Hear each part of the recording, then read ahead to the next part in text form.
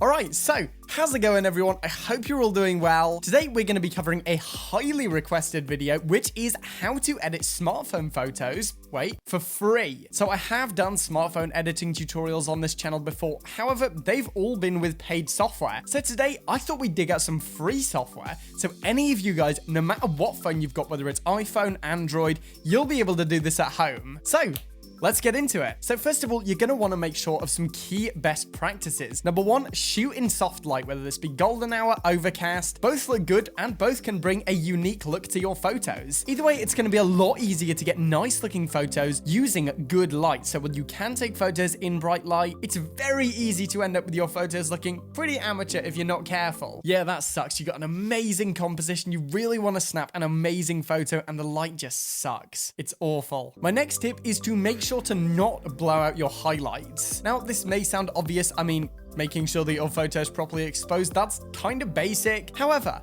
underexposing your photo slightly is generally okay. I mean, if you slightly underexpose your photos, you're really not going to lose that much detail compared to if you slightly overexpose your photos, in which clouds are going to look very unnatural. And if you're taking a photo of something like a nice sunset, making sure that you're not clipping your highlights is essential. On most smartphones, usually you can simply do this by tapping the brightest area and then dragging it down if necessary. But looking into how you can manually adjust your camera settings is obviously ideal. Now, this final tip is going to be pretty specific to iPhone users. However, if you are an Android user and your phone does shoot in some crazy obscure codec, make sure that you select either JPEG, PNG, or RAW if your phone has it. This way you are going to get a decent amount of compatibility across all devices. Whereas if you take a photo in like HEIC and then send it to a Windows device, it's going to be pretty difficult to read that. So there we go. Once you've gone out and taken some photos with these best practices in mind, we can go ahead and install our editing app, which is Snapseed. Okay, so once you open up Snapseed, you're going to be greeted by a screen that looks like this. Today, we are going to be editing 5 examples, a warm one, a cold one, a black and white one, an HDR one, and a heavily stylized one to truly show you just how versatile this app is. So yeah, we're going to tap on this to add our first photo, and we're going to start by editing a warm photo, which again, as we can see, was shot on an overcast day. This is actually once I was finished filming something, and as you can see, there are a load of presets at the bottom. So if you are very new to photo editing, you do have the option to scroll through, pick something you really like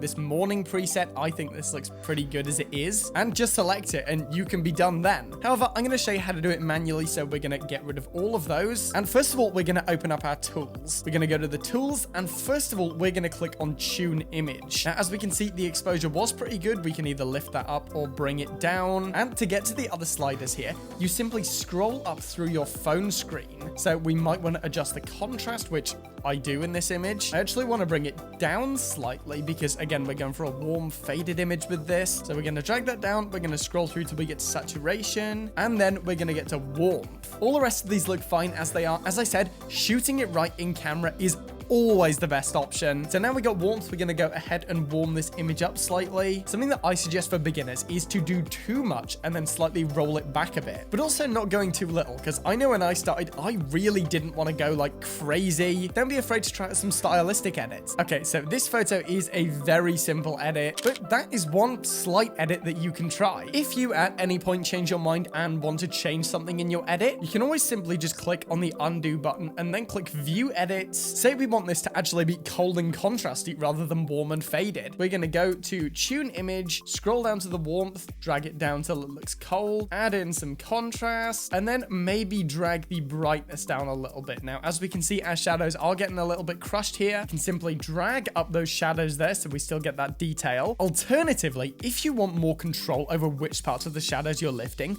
we can head to the curve section. Going to click on the tools, curves. Now, again, we do have a load of nice presets. We got one called soft contrast. That one looks pretty good, but no, we're going to do it manual, and we're simply going to drag up this little bit. So we're going to add 2 points, dragging up the shadows, sliding it along until you find a bit. Don't be afraid to go crazy, by the way. As we can see, that looks crazy, and then we just drag it down till it looks neutral, but you can clearly see all that detail. So yeah, learning curves is a good second step when you're editing your photos. Okay, so our next photo is going to be a typical black and white edit, and you might be saying, hang on, that's kind of easy. All you got to do is get rid of the saturation.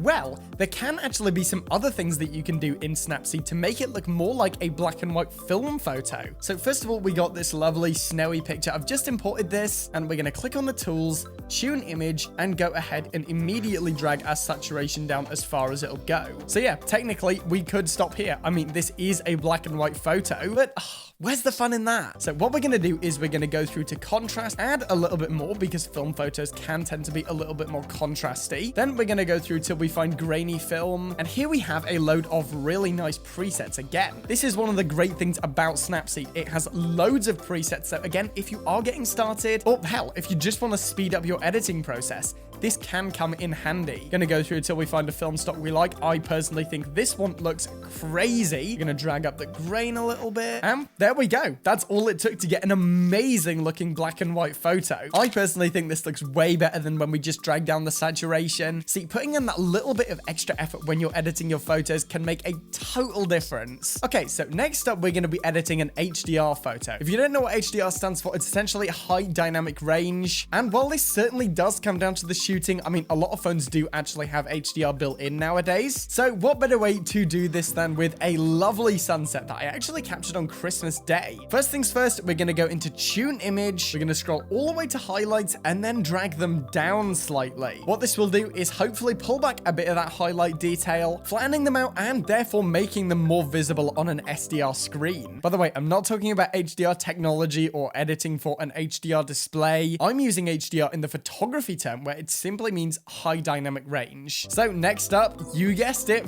we're going to the shadows. Gonna bring them up. Actually, say we want to remove some of these branches in the corner. We can simply draw across them and then they're gone. I actually don't want to get rid of all of them because I kind of like how they look. But there we go. So Snapseed is a fairly powerful tool. And of course, a pretty common factor in HDR photos is saturation. So while this is a nice saturated image already, just adding a little bit more will look really nice. All right, so this last photo is actually a raw photo that I took with halide. And as we can see, we can actually adjust the exposure in what's called the develop suite in Snapseed. Again, free software. So yeah, as this was a night shot, we actually want to lean into that darkness a little. We're going to drag the exposure down a little bit. White balance was pretty spot on, to be honest. But this time we're going to choose a color preset. Let's just go through. A03 looks really nice, but I also like A04. This can be the longest bit, just scrolling through awesome looking presets. Now, if you do want to adjust the style strength, say it's a little bit too intense for you, then again, put your finger on the screen, scroll down and get to style strength where you can turn it down. We're going to leave it at 80 for today. I think 80 is a good spot. We're going to head into curves. Going to change it to PO1 for a nice bit of that film look. Add a vintage filter. And there we go. We have our final image. So yeah, if you want to get into photo editing, but you don't want to shell out for Lightroom, I highly recommend checking out Snapseed. As you can see, we could edit all those different photos. It handled it great and it's available on iOS and Android. Anyway, guys, that's it for today. I hope you've enjoyed this one. Let me know, by the way, what app you use to edit your photos. I always like reading your comments. As for now though, guys, as always, thank you for watching. Remember to like the video. If you want to see more content like this, then smash that subscribe button.